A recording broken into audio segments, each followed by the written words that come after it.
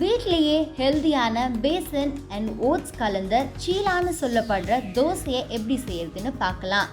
இந்த தோசை செய்யறதுக்கு நம்ம கிராம் ஃப்ளார் 2 ஸ்பூன் எடுத்துக்கிறோம், ஓட்ஸ் 1 ஸ்பூன், செமோலினா 1 ஸ்பூன், தேவையான அளவு உப்பு, கொஞ்சமாக ஓமம், ரெட் சில்லி பவுடர், நறுக்கி வச்ச வெங்காயம், கொஞ்சமாக மசிச்சு வச்ச சுரைக்காய், கொத்தமல்லி, அப்புறம் இஞ்சி பூண்டு விழுது.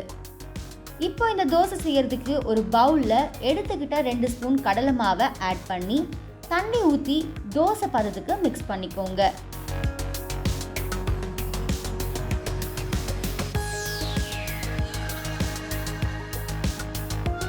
கட்டி கட்டியாக இல்லாமல் நல்லா தண்ணியாக மிக்ஸ் பண்ணிக்கோங்க.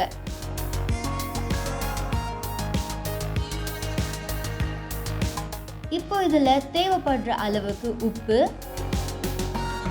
மிளகாய்த்தூள், கொஞ்சமாக ஓமம், நறுக்கி வச்ச வெங்காயம் எல்லாத்தையும் போட்டாச்சு. இப்போ இதை நல்லா மிக்ஸ் பண்ணிக்கலாம். அடுத்ததாக மசிச்சு வச்சிருக்க சுரைக்காயும் இதில் சேர்த்து மிக்ஸ் பண்ணிக்கலாம்.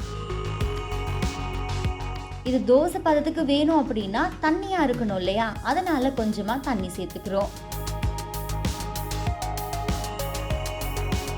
இப்போ இதில் ரவையும் ஓட்ஸும் கடைசியாக கொஞ்சம் தண்ணியும் சேர்த்து மிக்ஸ் பண்ணிப்போம்.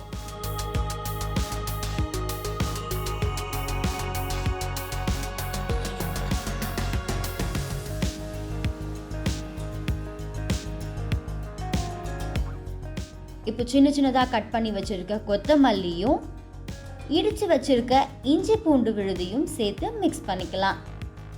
மிக்ஸ் பண்ணியிருக்க இந்த தோசை பேட்டரை ஓரமாக வச்சுருங்க. ஒரு 3-4 நிமிஷத்துக்கு அப்புறம் இப்போ நல்லா செட் ஆகிருக்க இந்த தோசை பேட்டரை எடுத்து நம்ம ஸ்டவ் மேலே பேன் வச்சு அது நல்லா ஹீட் ஆனதுக்கப்புறம் அதில் கொஞ்சம் எண்ணெய் தடவி வச்சுக்கலாம். இப்போ இதில் நம்ம எடுத்து வச்சிருக்க அந்த பேட்டரை ஊற்றி இது 2 பக்கம் அப்படியே திருப்பி போட்டு எடுத்துக்கோங்க.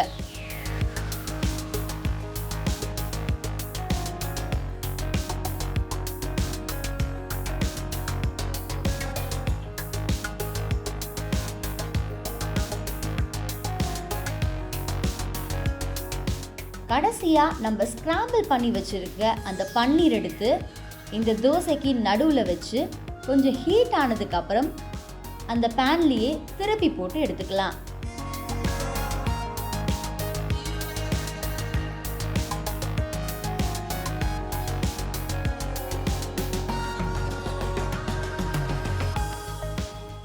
இப்போ தோசை பர்ஃபெக்டாக ரெடி ஆயிடுச்சு.